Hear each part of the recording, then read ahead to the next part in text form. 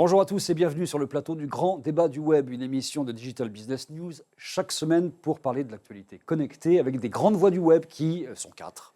Enfin, ça c'est normal. Mais parfois il y a la grève aussi et la grève peut faire des dégâts. Donc ils ne seront que 3 aujourd'hui, mais quelle qualité aussi. On va en avoir pour notre argent avec un petit nouveau qui vient nous rejoindre. Salut Frédéric. Salut Bertrand. Frédéric Hafner, rédacteur en chef de Pitch My News. Pitch My News qui part du principe que la vidéo, notamment sur Facebook ou ailleurs, on ne l'écoute pas beaucoup, on ne met pas le son nécessairement, donc pas de son sur vos vidéos. On enlève beaucoup le son parce que les jeunes notamment, ils sont en train de faire autre chose, c'est plutôt ils consomment ça en mode second écran, ou les plus âgés qui sont au bureau, pour être plus discrets, ils ne mettent pas le son aussi. Donc effectivement, on écrit toutes les infos en synthé sur les vidéos. Donc vous traitez l'actualité avec un point de vue à chaque fois sur cette actualité-là. Ce qui est très important, c'est-à-dire on prend un sujet d'actualité qu'on traite en moins de 45 secondes, avec toujours un angle de vue un petit peu décalé et une chute où clairement on prend parti. On se connaît depuis pas mal d'années, vous êtes journaliste et vous avez traîné vos guêtres et vous continuez de le faire dans beaucoup de radios notamment. Oui, pas mal de radios et de plus en plus de web aussi. D'ailleurs, on s'est connu avec le web, Bertrand. Bienvenue en tout cas à Frédéric. À côté, ce sont 2 rondes serviettes qui vont être face à vous ou à côté de vous avec Jérémy Benmoussa. Salut Jérémy. Salut. Bienvenue au club une fois de plus. Schedulio, toujours. Ouais, plateforme d'automatisation pour Slack, qui est un outil conversationnel pour les entreprises. C'est Voilà. bien, c'est de plus en plus ramassé. Oui, en fait, je condense l'information. le pitch. Et puis en face, on l'a mis tout seul en face, parce que les sujets du jour vont prêter une sorte de professorat de Fabrice Epelboin de Yogosha. Salut Fabrice. Bonjour. Ça va bien? Très bien. Bon, allez, on a des sujets qui sont vraiment sympas. Pour cette nouvelle émission, on va parler de l'opération Tulip. Vous savez, Tulip, c'est le petit nom de Google. Enfin, du côté du parquet, lorsqu'on a enquêté pendant 1 an, on s'est dit, tiens, Tulip, ce serait bien. On va mettre ça dans un ordinateur qui n'a aucune connexion pendant 1 an, histoire que la NSA ne vienne pas fourrer son nez dans les échanges de mails ou d'informations. Et résultat, ça a donné une perquisition. Vous voyez quelques images ici. Chez Google, il y a quelques jours, pour récupérer des téras et des téraoctets de données qui ne seront d'ailleurs peut-être pas traitées, puisque apparemment, selon la magistrate en charge du dossier, on n'a pas le logiciel pour traiter ces téraoctets de dossiers, ce qui est quand même un petit peu gênant pour l'instant. Est-ce que c'est l'opération Tulip, la fin des fleurs aux GAFA, petit jeu de mots au passage, les GAFA étant les grandes entreprises américaines dont évidemment Google fait partie, ou est-ce que c'est du vent? C'est un peu la première question qu'on va se poser. Et puis on parlera dans un deuxième temps d'une enquête qui est arrivée aux États-Unis il y a quelques jours et qui montre que plus de la moitié des internautes aujourd'hui sont en train de ralentir leur activité sur le web, en tout cas disent qu'ils le font, parce qu'ils n'ont plus du tout confiance dans ce qui se passe aujourd'hui et dans le traitement qui peut être fait de leurs données ou dans le vol même carrément de leurs données. Est-ce qu'on assiste à quelque chose qui commence à être dangereux et qui serait la remise en cause finalement de la présence permanente qu'on a sur le web, ou est-ce que c'est juste un petit signal d'alarme parmi d'autres? Voilà la deuxième question dont on parlera. L'opération Tulip. Commençons Tulip, tiens, par celui dont je sais qu'il a 2-3 choses à dire là-dessus, c'est Fabrice Epelboin. Alors, qu'est-ce qu'on peut déjà dire sur cette opération Tulip, cette perquisition chez Google, 100 personnes, quand même, qui sont débarquées comme ça. Par où commencer? Déjà par le fait que c'est pas particulièrement Google qui est visé. McDonald's a eu exactement la même histoire dans la même semaine. Il y en a plein d'autres qui, grosso modo, il faut savoir que les multinationales ne paient pas d'impôts en Europe. C'est comme ça. Certains en payent encore moins que d'autres. Et Google, et McDonald's, et Starbucks, et plein d'autres, y compris des multinationales françaises, sont dans ce cas de figure. Et là, le fisc s'énerve un peu parce qu'il n'y a plus de recettes. On a éreinté les Français avec de l'impôt, on peut difficilement les augmenter. Le fisc et l'Europe, d'ailleurs, maintenant, la Commission européenne s'y est mise depuis quelques temps en disant, bon, ça suffit, on va arrêter ça. La Commission européenne, c'est quand même dirigé par Jean-Claude Juncker, qui est l'architecte de cette grande évasion fiscale. Donc, on va prendre et en même temps, l'Irlande se trouve un peu aussi dans l'Europe, accessoirement, là où se trouve le siège social de Google en Europe. Par rapport à ce qu'a fait Juncker et Luxembourg, c'est ridicule, l'Irlande. Pour revenir sur Google, à mon sens, l'information la plus intéressante sur l'affaire Google en particulier, c'est l'extrême précaution qu'a pris Bercy pour enquêter sur Google. Pas d'utilisation de moyens de communication électronique, pas de connexion à quelque réseau que ce soit pour l'unique ordinateur qui a servi à faire une enquête et qui fait office de machine. dans un coin de traitement de texte. Ça révèle 2 choses. La première chose, c'est que l'administration française est parfaitement consciente de ce que fait la NSA et qu'on n'est pas dans le délire complotiste ou quoi que ce soit, vu qu'ils ont adapté leur méthode de travail à quelque chose que Edward Snowden a rendu évident. La seconde chose, c'est qu'on a perdu toute forme de souveraineté. L'État français n'est plus en mesure de faire une investigation sur une entité économique américaine sans craindre que la NSA récupère ces informations et informe l'entité économique américaine en question. Et c'est un grand classique. L'année dernière, on avait les services de renseignement allemands qui piquaient des informations hyper stratégiques à Airbus pour le compte de la NSA. On est de plein pied dans ce monde. Les agences de renseignement, elles ne sont pas du tout là pour lutter contre le terrorisme, elles sont avant tout là pour soutenir les intérêts stratégiques des États. Et dans les intérêts stratégiques des États, il y a avant tout des intérêts d'ordre économique et accessoirement d'ordre énergétique, et c'est là qu'on peut toucher au terrorisme. Il y a 700 personnes qui travaillent pour Google en France, et Google dit non, mais nous sommes dans un établissement non stable, en fait, parce qu'il y a la notion d'établissement stable et d'établissement non stable. 700 personnes, on se doute bien que c'est pas stable du tout. Enfin, c'est pas du tout des gens qui sont là en permanence. Officiellement, ils nous racontent qu'ils font des opérations de marketing en France, C'est vrai, alors qu'en réalité, les entreprises comme les particuliers achètent régulièrement énormément de produits Google depuis la France. Et puis Google vend des données aussi, accessoirement, donc il les vend bien nos données quelque part. Qu'est-ce que vous en pensez, vous? Qu'est-ce que vous retenez de principal de cette histoire, de cette perquisition et de ce qui s'est passé pour vous? Moi, ce qui m'amuse beaucoup, c'est l'espèce de communication qu'il y a autour. C'est-à-dire que d'abord, on communique que autour de Google, comme tu as dit, c'est pas du tout et même dans la même semaine, il y a la même chose chez Starbucks, chez McDo. Enfin, on communique que sur Google parce que c'est facile d'aller taper dessus, puis c'est un peu médiatique. Et en fait, ça va se passer exactement comme ça s'est passé dans d'autres pays, où l'État va devoir négocier. Parce que, alors d'après ce que tu as dit, l'État n'a même pas de logiciel pour analyser les données et après un an d'investigation, ils n'ont toujours pas pris la peine de l'acheter. Ça prouve bien qu'ils ne sont pas très pressés pour faire l'analyse de ces données. On voit bien que la personne qui était en charge de ce dossier-là a fait des demandes en avance en disant j'aurais besoin le jour venu d'un logiciel pour traiter les En tout cas, les ils données. le savaient. Je ne suis pas sûr qu'on l'ait. C'est plus compliqué que ça. A priori, moi, le seul logiciel qui me vient à l'esprit pour avaler une telle masse de données, c'est Palantir. Donc s'il faut se planquer de la NSA pendant un an pour faire l'investigation, pour ensuite aller donner les datas à la NSA, c'est-à-dire Palantir, c'est un peu contre-intuitif. Là-dessus, on est d'accord, mais ce que je veux dire, c'est que le fond du truc, c'est que l'État français ne va pas aller frontalement s'attaquer à Google. Non. Ils vont aller faire comme n'importe quel État a fait enfin, les autres pays ont fait, ils vont aller négocier avec eux. C'est pas le discours officiel. C'est pas le discours officiel, mais le discours officiel et la réalité, ça a Le toujours discours été deux officiel, choses c'est vous nous différentes. devez 1,6 milliard, on va vous faire cracher 1,6 milliard. En Angleterre, enfin au Royaume-Uni, on était plus pragmatique, on a négocié, ça a donné 172 millions d'euros, ce qui est vraiment que de cerise par rapport à ce que doit certainement Google. Certainement. Et ça fait grincer des dents, mais en tout cas, ils ont récupéré de l'argent. Mais si en France, on va récupérer 172 millions, vous verrez tous les politiques s'extasier devant le fait que Google a payé et a accepté de se plier aux règles françaises, même si théoriquement, ils auraient dû payer 1,6 milliard. Je suis certain que la droite sera là pour nous dire que c'est pas suffisant et qu'elle aurait fait mieux. Ouais, mais même la gauche ira le dire de toute façon. Enfin, c'est tellement le bordel en ce moment que la gauche de la gauche ou la droite de la gauche, la droite de la droite, enfin, ils iront tous le dire. L'idée derrière, c'est qu'en fait, cette opération-là, c'est une pression qui est faite sur Google, mais qu'à l'arrivée, de toute façon... C'est une pression, si je peux me permettre, c'est à la fois une pression qui est faite sur Google Donc, et à la fois une les façon... rondes serviettes, va falloir laisser parler le nouveau aussi. Oui, hein. non, mais juste un truc, ils essayent de montrer aussi aux autres entreprises qu'en s'attaquant à Google, ils peuvent s'attaquer à n'importe quelle entreprise. Il y a aussi cet effet communication-là. C'est pas que pour aller taper sur Google, c'est aussi pour aller montrer aux boîtes américaines et malheureusement pas aux autres internationales françaises qui peuvent aller taper sur ce type Donc de c'est une boîte. démonstration de force, simplement pour dire, bon, il va falloir mettre un peu En d'autres gros, c'est dans pour votre dire vin. personne n'est à l'abri, quoi. Mais c'est de la com.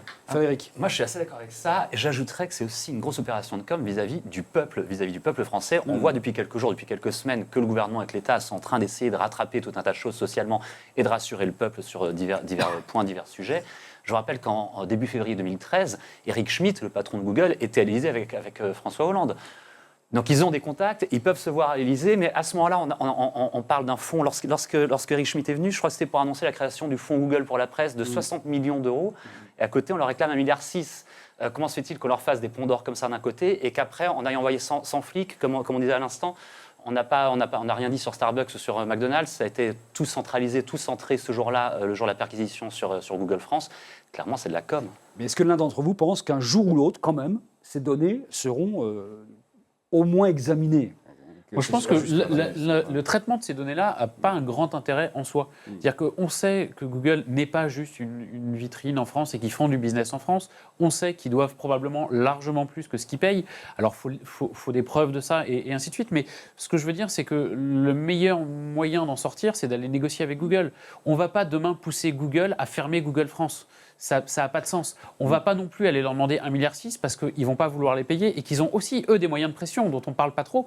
Mais Google n'a pas riposté et ils ont 100 façons de riposter En même temps, la différentes. position de Google, apparemment, j'ai lu quelques articles là-dessus avec des interviews de juristes, n'est pas si indéfendable que ça d'un point de vue juridique, parce que la notion même d'établissement stable, lorsqu'on fait du traitement de data, qui est quelque chose de très très volatile, allait donc prouver qu'il y a vraiment une activité en dur dans le pays. C'est pas si évident que ça. C'est pas Si des vos malfrats. serveurs sont déportés ailleurs. Il faut bien comprendre que quand on est une entreprise de la taille de Google, on n'a pas un expert comptable, on a PricewaterhouseCoopers. Et que la façon d'aborder une problématique fiscale pour des gens comme PricewaterhouseCoopers, c'est vraiment quel niveau de risque vous êtes prêt à prendre en tant qu'entreprise. Et à partir de là, on optimise plus ou moins sa fiscalité. Tout ça sont des montages légaux, c'est-à-dire que établissement, c'était quoi, éphémère ou établissement non stable? C'est une terminologie juridique. Il ne faut pas essayer de comprendre non stable parce que stabilité, ils ont 700 personnes. C'est juste une terminologie juridique. C'est incompréhensible si vous ne connaissez pas par cœur le code des impôts. Et personne ne le connaît. Enfin, en tout cas, cette table. La vraie problématique, c'est que on ne peut pas, en tant qu'État, aujourd'hui, en l'état de la loi, avoir un contrôle fiscal ou autre, sur des entreprises qui sont multinationales. Parce qu'une entreprise, à partir du moment où vous êtes sur plusieurs nations, vous la structurez, vous avez des pôles qui regroupent certaines activités dans une nation, d'autres activités dans une autre, et chacun obéit à une fiscalité et à une juridiction locale.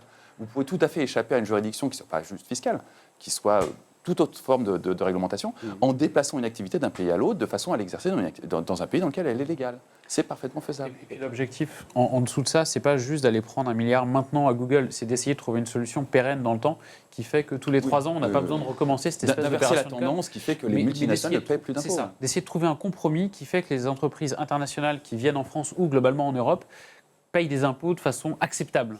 Pour le symbole, cette opération s'appelle Tulip. Tulip, c'est quand même historiquement le début de la spéculation boursière, en fait. C'est pas innocent complètement. Vous l'auriez appelé comme ça, vous auriez trouvé un autre nom, ça aurait pu s'appeler Irish Coffee aussi, pourquoi pas.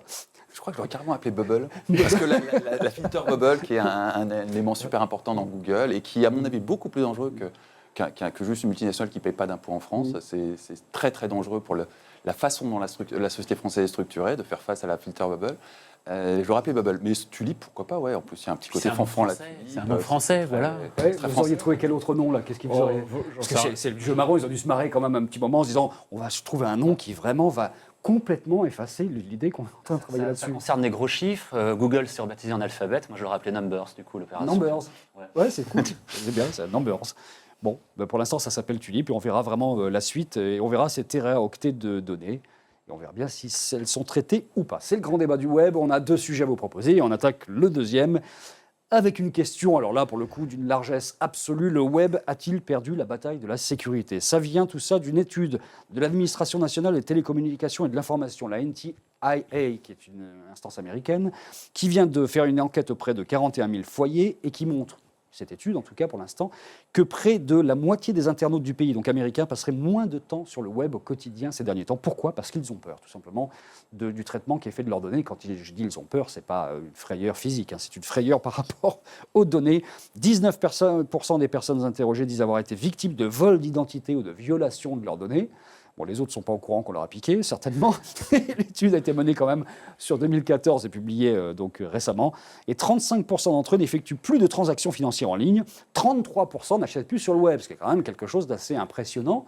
Si cette enquête s'avérait juste, je ne sais pas si s'avérait juste est exactement le terme qu'il faut employer, eh bien, on aurait quand même le début d'une amorce de crainte des internautes américains et peut-être globaux sur le web. Est-ce que vous avez le sentiment qu'il se passe quelque chose aujourd'hui où la sécurité, on ira évidemment les problèmes de sécurité vers Fabrice tout à l'heure, qui a nécessairement des choses à dire aussi, est-ce que vous pensez que la sécurité est vraiment aujourd'hui un truc qu'il faut régler, en tout cas tenter de régler un minimum, sinon le web est en danger de confiance d'une certaine façon, Frédéric?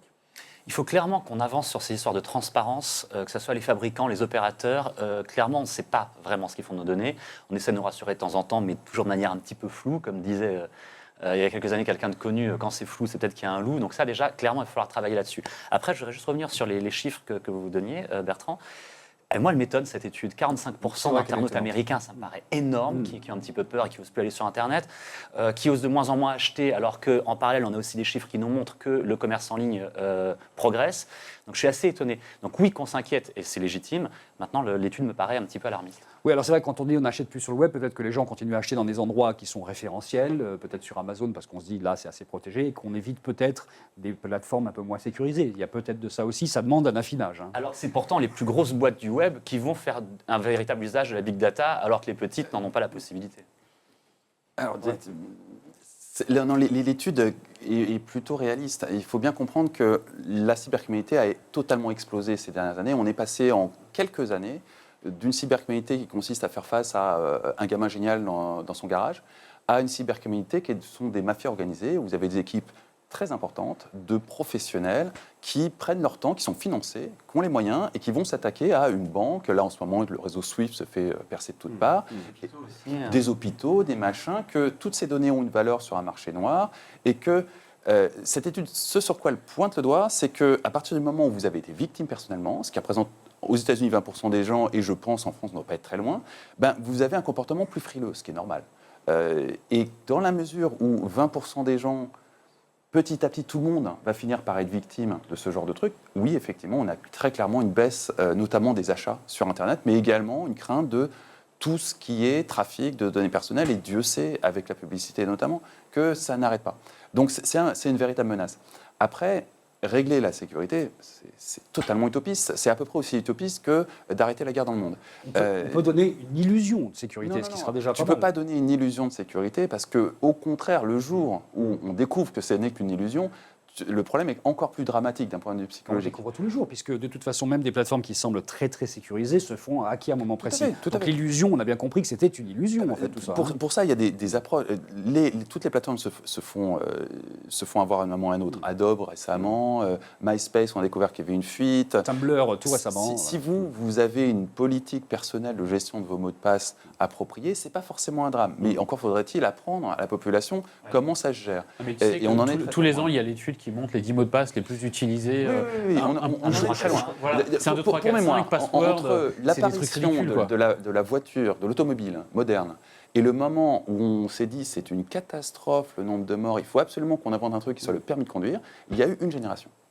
On est à peu près dans ce type d'échéance. Ça fait une génération qu'on a le web, qui est l'Internet grand public. Et on commence à s'apercevoir qu'effectivement, il faut savoir conduire, il faut savoir gérer un password, il faut savoir avoir des bons réflexes, il faut savoir ne pas ouvrir une pièce jointe d'un mail qui vous dit Google va supprimer votre compte si vous ne remplissez pas ce formulaire. J'ai l'impression de répéter ça depuis 10 ans. J'ai l'impression que régulièrement dans mes chroniques à la radio ou à la télé, à chaque fois que je parle de high-tech, je répète ça. Il faut savoir simplement faire confiance à un service aussi. Les médias qui parlent de technologie ne sont absolument pas crédibles. Donc ce n'est pas les médias qui vont pouvoir faire cet effort-là. C'est quelque chose de beaucoup plus massif, probablement beaucoup plus institutionnel, qui va diffuser des bonnes pratiques. Et les bonnes pratiques de base ne sont pas très Il y a des entreprises qui proposent ça. Il y a notamment une entreprise française qui s'appelle Dashlane, qui vous permet, avec un mot de passe maître et une protection qui semble jusqu'à présent vraiment importante, de créer des mots de passe que vous ne connaissez pas vous-même, en fait, qui sont créés directement par Dashlane. Il y a des solutions comme ça. Je ne connais pas Dashlane. Et qui est une solution à moins qui que ça soit open source, jamais je ferai confiance à un truc pareil. Moi, je fais confiance parce que je connais le patron et que c'est des gens... Mais tout le monde ne connaît pas le patron. Même si je connais le patron, à un moment, si sa solution devient populaire, le patron il va faire rentrer les actionnaires, il va perdre le contrôle. Donc vraiment, à moins que ça soit open source, il y a des solutions open source pour faire exactement ça. C'est idiot. Ça veut dire que je mets ma confiance, entre guillemets, en tant qu'utilisateur de Dashlane dans une personne, une société, au lieu de balancer des mots de passe un petit peu hasardeux dans plein de sociétés. Tu mets ta confiance dans une personne, en cas de gros pépin, tu mets un couteau sous la gorge de la personne, tu vas l'avoir le mot de passe. C'est typiquement une démarche qui n'est pas sécure. C'est typiquement ce qu'il faut pas faire. Il faut que je fasse quoi, professeur, alors ? Alors, il y a des... On ne va pas s'étendre là-dessus ici, mais il y a des utilitaires open source qui servent à stocker, générer des passwords. Il y a des politiques de gestion de tes passwords qui consistent à les changer souvent. Si on t'a piqué ton password de MySpace et que, entre-temps, tu en as changé 6 fois, si tant est que tu utilises encore MySpace, tu t'en fous. Ça n'a aucun impact. Si ton mot de passe Adobe, on m'a piqué mon mot de passe sur Adobe, si tu l'as changé 5 fois depuis qu'on te l'a piqué, ça n'a pas d'impact. C'est beaucoup moins grave, ça se mitige énormément le risque dans ce truc-là. Mais ça demande un apprentissage. Il y a une question d'usage aussi. Je pense que les internautes, comme tu dis, ils sont encore assez jeunes. Mine de rien, ça fait 20 ans qu'on a le web, grosso modo, et le grand public n'est pas dessus depuis 20 ans. Ils sont quand même en train de mûrir. Moi, je vois une certaine évolution des usages. Par exemple, sur les réseaux sociaux, le fait de diffuser de l'information personnelle, je trouve qu'il y a des choses qui se sont calmées. Je connais beaucoup de gens qui diffusent beaucoup moins de photos de leurs enfants, par exemple, ou qui diffusent pas l'adresse de chez eux. Parce que quand tu dis que tu es chez toi et que tout d'un coup tu dis que tu es en vacances et que tu te géolocalises des deux côtés, c'est facile de récupérer l'info pour des cambrioleurs. Et puis on a eu plein d'exemples de ça. Voilà. Donc il y a plein d'usages détournés qui ne sont pas du hacking, qui sont juste de je regarde ce qui se passe sur ton réseau. Qui sont de l'ingénierie sociale. On n'a pas besoin d'alerter les gens en disant attention, je suis en vacances donc pas chez moi. On balance tous une petite photo Instagram qui montre qu'on est de fait au bord de la mer. Mais si tu n'as pas diffusé son adresse comme importe, tout va bien. C'est ça. Si tu n'as jamais donné l'adresse de chez toi, en l'occurrence, ça devient plus difficile. Ce que je veux dire, c'est qu'il y a une petite évolution des usages. Ça prend beaucoup de temps parce qu'on parle de masse et de grand public. Donc ça va forcément prendre encore des années. Mais c'est vrai que petit à petit, les gens commencent à être un petit peu éduqués. Maintenant, c'est vrai que ne pas ouvrir la pièce jointe avec le truc qui dit que Facebook va devenir payant demain matin. Ça devrait s'apprendre en 6e. Ouais, mais c'est pas encore le cas. Je pense qu'il y a une question d'éducation, je voulais en venir là, qui est pas du tout faite et qui est inexistante aujourd'hui. Il y a nulle part, dans aucun programme où on va apprendre aux enfants, aux adolescents, qui sont encore plus concernés que les enfants, les quelques bonnes pratiques. Il n'y en a pas 50. Bien gérer ses mots de passe, bien choisir un mot de passe. Il y a des façons hyper simples de choisir des mots de passe super longs. C'est pas très compliqué. Ce que je veux dire, c'est que cette éducation-là, c'est un peu du do-it-yourself aujourd'hui. C'est un peu, quand on a un problème, on va commencer à aller regarder ce qui s'est passé et comment on peut s'améliorer. Mais c'est pas encore très grand public comme éducation. Et ça, c'est très dommage. Il pourrait y avoir une petite chronique à la télé, 20h45 par exemple, 30 secondes, tiens, voilà. Ça pourrait être ça. Complètement. Tout simplement. Pour la sécurité routière. Un nouveau navigateur, vous voulez utiliser Safari, Chrome ou Firefox, peu importe, à l'ouverture ou à l'achat de l'ordinateur, un petit tutoriel très rapide qui va vous donner 2-3 conseils. Mais le plus gros de la sécurité, aujourd'hui on parle beaucoup de web parce que ça impacte directement notre usage, l'usage grand public. Il y a quand même des choses qui sont très impactantes. Aujourd'hui, nos voitures notamment sont de plus en plus électroniques et de plus en plus connectées. Il y a des hackers qui ont prouvé qu'on pouvait hacker une voiture sans trop de difficultés. Pour moi, ça, c'est beaucoup plus inquiétant et beaucoup plus impactant. Et la sécurité, elle va aussi se jouer sur ce niveau-là. On parle énormément d'objets connectés. Je crois que la prévision, c'est 40 milliards d'objets connectés dans 10 ans, quelque chose comme ça, ou 100 milliards. Enfin, en l'occurrence, c'est exponentiel. Beaucoup, merci, ça résume. Mais en l'occurrence, il y a un vrai problème de sécurité autour de ça. Voilà. Et je pense que ça, c'est Et quand là, même... qui est beaucoup plus important. Parce Parce que finalement, la porte connectée va vous permettre quand même, si vous hackez ça, de rentrer dans un appartement et de tout piquer. C'est ça. Donc c'est autre chose que de piquer un mot de passe de Tumblr ou de MySpace qu'on n'a très pas utilisé souvent, depuis 10 ans. C'est plus impactant, ouais. Voilà. Très souvent, la porte connectée, tu ne peux pas la mettre à jour. Donc si on détecte un problème, D'autant que les assurances vont nous dire, attendez, vous avez moins protéger votre histoire, alors que quand on a un problème avec sa carte bancaire, la banque couvre derrière un éventuel problème de vol de données. D'ailleurs, c'est déjà le cas avec les voitures. Moi, j'ai un ami, malheureusement, ça lui est arrivé. Quelqu'un a réussi à craquer le code de sa voiture, à l'ouvrir, à prendre ce qu'il y avait dedans, à la refermer. Et comme il n'y a rien qui a été cassé, les assurances ne prennent pas ça en compte. Et c'est un nouveau type de... Dans le nouveau monde des objets connectés, on n'a pas besoin de casser les vitres, c'est évident. C'est ça. Mais dans le monde numérique dans lequel on est en train de construire tous les jours, ça pose quand même un certain nombre de problèmes. Petit tour de table rapide sur ce que vous faites, vous, les uns et les autres, à titre personnel, pour vous protéger. Partagez votre best practice. C'est quoi la bonne idée? Je suis d'un cas un peu particulier, je suis entouré de... Il a un rack entier de serveurs Mes pratiques à moi ne sont pas particulièrement qui changent toutes les millisecondes de mots de passe. Mais par contre, je suis effectivement entouré de gens qui font ça. Mais mes pratiques à moi ont rien d'exemplaire. Je pense que la première chose que moi je dis dans mes cours, quand on me pose ce genre de questions, et je n'ai pas un cours sur la sécurité informatique en tant que tel, c'est prenez déjà un bon réflexe, ne mettez jamais un login, mot de passe identique dans deux systèmes, jamais. C'est vrai. Et ça, je ne le fais pas moi-même, enfin, j'ai longtemps pas fait, n'utilisez jamais comme login un email qui est de forme prénom.nom. Il faut que si l'email fuite, il y ait Toto94, et Toto94, c'est pas moi. Donc si le couple Toto94 et mot de passe fuite, qui est l'un des grands dangers de cette insécurité, au moins on ne peut pas le rattacher à C'était le bon mon conseil. Toto94@gmail.com. Alors après, vous faites 95, 96, vous débrouillez, mais enfin, chacun son pseudo. Moi, j'en ai un pour les mots de passe qui est assez simple. C'est qu'en fait, pour trouver un mot de passe qui est long et dont vous vous souvenez, c'est de choisir une phrase. C'est-à-dire que vous choisissez j'ai 37 ans et je m'appelle un tel. Vous apprenez une poésie. Et peu importe, mais une phrase, ça va vous faire un mot de passe qui est forcément très long, qui est très facile à mémoriser. Et idéalement, vous le choisissez avec une majuscule, un point, enfin des caractères spéciaux. Et ça vous fait un mot de passe qui passe partout, parce que la règle, généralement, c'est une majuscule, 2 chiffres et un caractère C'est que l'année spécial. suivante, j'ai 37 ans. Ça marche pas, mais ça fait des bons souvenirs. Voilà. Mais, non, mais il y a un milliard d'exemples comme ça. Mais ce que je veux dire, c'est que rentrer une Parce que phrase. retrouver son compte MySpace, quel âge j'avais quand j'étais sur MySpace? T'as pas 50 possibilités non plus. C'était en compliqué. l'occurrence. J'avais 14 ans. Voilà, ça va être forcément il y a longtemps. Frédéric, le bon plan. Moi, j'ai un mot de passe, j'ai 2 mots de passe qui tournent sur l'essentiel des sites ou des services que j'utilise. Pour les plus sensibles, la banque ou Facebook qui est relié à plein de choses, etc. Là, j'ai un mot de passe vraiment spécifique pour les sites les plus sensibles. Mais c'est quand même le même mot de passe qui se retrouve à plusieurs C'est le endroits même mot de différents. passe sur plein de sites simples qui n'ont pas de données personnelles vraiment importantes. Et de toute manière, je les change régulièrement. Donc c'est facile, hein, c'est Frédéric et puis son année de naissance derrière. C'est assez simple à trouver. Un petit plus un, moins un. Moi, j'ai un plus un pour Zenly. Zenly, oui. Ouais, alors un plus 1 et un moins 1. Alors à la fois Carton, Zenly. à la fois le plus 1 parce que c'est un carton en ce moment, alors ils communiquent bien, il Ouais. faut dire ce qui est, mais ils ont développé une techno, ils ont réussi à lever 10 millions je crois, avoir 1 million d'utilisateurs le En premier un mot, jour. ça sert à quoi, Zenly? Zenly, à c'est- rien, on est d'accord, Alors, mais... eh ben, justement, mon moins 1, c'est à quoi ça sert? Alors, Zenly, c'est une application de géolocalisation de tes amis. Donc, tu peux savoir en temps réel où sont tes amis et ils ont eux-mêmes développé un algorithme. Donc, ça, c'est mon plus 1. Qui est plutôt précis, qui utilise moins de batterie que classiquement. Donc, ils ont vraiment fait un bon travail sur ce truc-là. Le moins 1, c'est que je vois pas à quoi ça sert. D'autant qu'on peut le géolocaliser de façon très très précise. Ouais, non mais ils ont vraiment fait un bon boulot là-dessus. Ils ont vraiment passé 1 an, je crois, ou 18 mois à développer leur algo de géoloc, qui utilise évidemment le système d'Apple ou celui d'Android, mais ils ont vraiment fait un excellent travail technique là-dessus. Alors, petit message personnel à tous les infidèles, surtout ne mettez jamais Zenly sur votre téléphone, hein, parce que si jamais vous laissez aller un soir à vous le localiser, puis vous avez oublié que vous avez fait un opt-in, là vous êtes très très mal barré derrière, si vous avez des amis qui sont sur Facebook et qui peuvent vous traquer, évidemment. Bon allez, c'est la fin pour aujourd'hui, on gardera d'autres idées de plus un moins un pour une prochaine émission, c'était le grand débat du web, en version légèrement réduite, à 3 ça fonctionne aussi pas mal finalement, avec Fabrice Epelboin, merci, avec Frédéric Hafter pour sa première, merci, relax il a été, et puis Jérémy Ben Moussa. On se retrouve la semaine prochaine pour de nouvelles aventures avec toujours un plateau, toujours des invités et toujours les sujets d'actualité qui font le web. Salut à tous.